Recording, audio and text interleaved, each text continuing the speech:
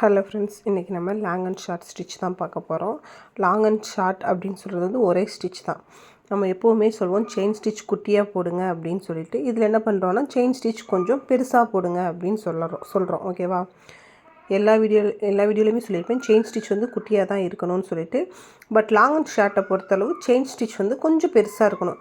ஏன்னா ஃபஸ்ட்டு போடுற செயின் கொஞ்சம் பெருசாக போட்டு, அதுக்கப்புறம் செகண்டு வர லைன் வந்து செயின் வந்து குட்டியாக வரும். அதோட மிடில் வரும் குட்டியாக. ஓகே, ஒரு செயின் பெருசாக ஒரு லைன் போடுறோம், அதுக்கு அடுத்த லைன் வந்து குட்டியாக போடுறோம். அவ்வளோதான் இதோட கான்செப்டே.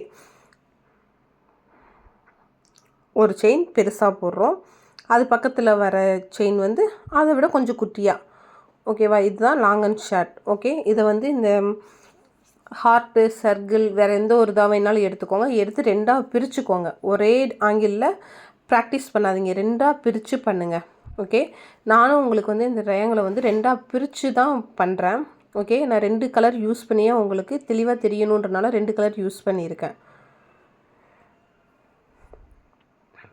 இது ஸ்ட்ரெயிட்டாக மட்டும்தான் போடணும் அப்படின்னு சொல்லிட்டு இல்லை, கிராஸாக அப்ளை பண்ணாலுமே வந்து நமக்கு வந்து அழகாகவே தெரியும். நல்லா கவனமாக பாருங்கள் அங்கே என்ன ப்ராசஸ் நடக்குது அப்படின்ட்டு. ஒரு செயின் பெருசாக போடுறோம், அது பக்கத்தில் வர செயின் குட்டியாக போடுறோம், அவ்வளோதான். பார்க்குறதுக்கு வந்து ஒரு மாதிரி அழகாக தெரியும். அந்த இதெல்லாம் ஒரு ஃபேஸ்க்கெலாம் ஃபுல்லாக அப்ளை, அந்த பாடி பார்ட்டுக்கெலாம் அப்ளை பண்ணுறப்போ வந்து நல்லாவே நீட்டாக தெரியும் பார்க்குறதுக்கு.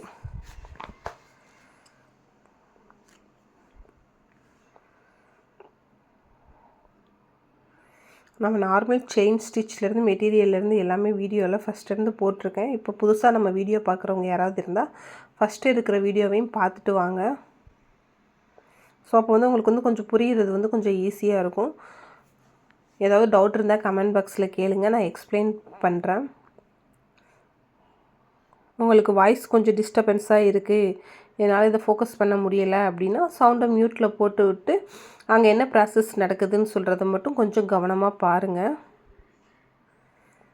ஓகேவா? இப்போ வந்து நான் உங்களுக்கு வந்து ஒரு த்ரெட்டு யூஸ் பண்ணி ஒரு பக்கம் நான் போட்டிருக்கேன். அகைன் வந்து நார்மலாக லாக் போட்டு தான் எப்போயும் முடிக்கிற மாதிரியே முடிச்சிடலாம். அகைன் வந்து இன்னொரு பக்கம் எப்படி போடணும்னு சொல்கிறத வந்து இந்த பக்கம் நான் உங்களுக்கு போடுறேன் பாருங்கள். வேறு கலர் த்ரெட்டு எடுத்திருக்கேன். ஓகேவா? நார்மல் செயின் தான், கொஞ்சம் பெருசாக போடுறோம், அதுக்கு பக்கத்தில் வர செயின் வந்து குட்டியாக போடுறோம், அவ்வளோதான். வேறு எதுவுமே கிடையாது. இதில் ரொம்ப ஈஸி தான். ஓகேவா? நீங்கள் ப்ராக்டிஸ் பண்ண வந்து இது வந்து ஈஸியாக வந்துடும். ஓகே, ஆக்சுவலாக டவுட் கேட்டிருந்தீங்க எனக்கு வந்து எந்த பிராண்ட் நீடில் யூஸ் பண்ணுறது அப்படின்னு சொல்லிட்டு. துலிப் பிராண்ட் யூஸ் பண்ணுங்கள். நம்பர் வந்து 13 யூஸ் பண்ணுங்கள். அதுவே கொஞ்சம் நல்லா தான் இருக்குது, ரொம்பவே நல்லா தான் இருக்குது. ஏன்னா நான் 13 சைஸ் தான் யூஸ் பண்ணுறேன், துலிப் பிராண்ட் தான் யூஸ் பண்ணுறேன். ஓகேவா? அது நல்லா தான் இருக்குது.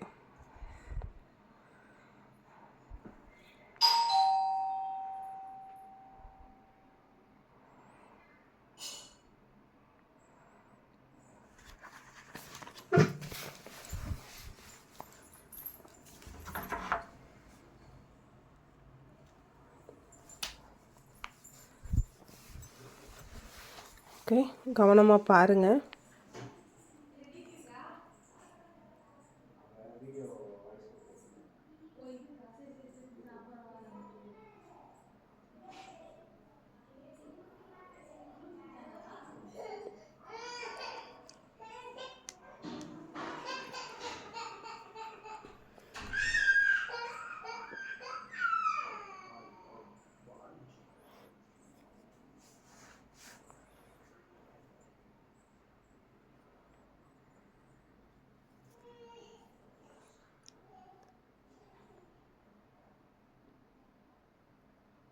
ஓகே, இங்கே கார்னரில் வந்து ஸ்பேஸ் கொஞ்சம் கம்மியாக இருக்கிறனால நான் ஒரே செயினாக போடுறேன் உங்களுக்கு.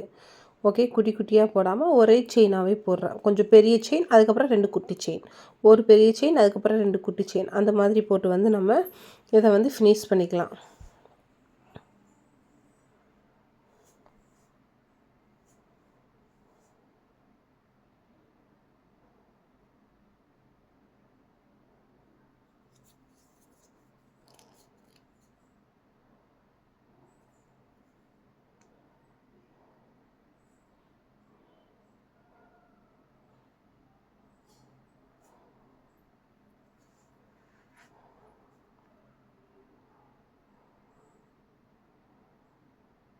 அவுட்லைன் கொடுக்க எப்போவுமே மறந்துடாதீங்க. அவுட்லைன் ரொம்ப ரொம்ப முக்கியம்.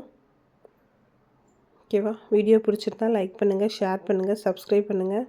ஏதாவது டவுட் இருந்தால் கமெண்ட் பாக்ஸில் மறக்காமல் கேளுங்க. நான் உங்களுக்கு எக்ஸ்பிளைன் பண்ணுறேன்.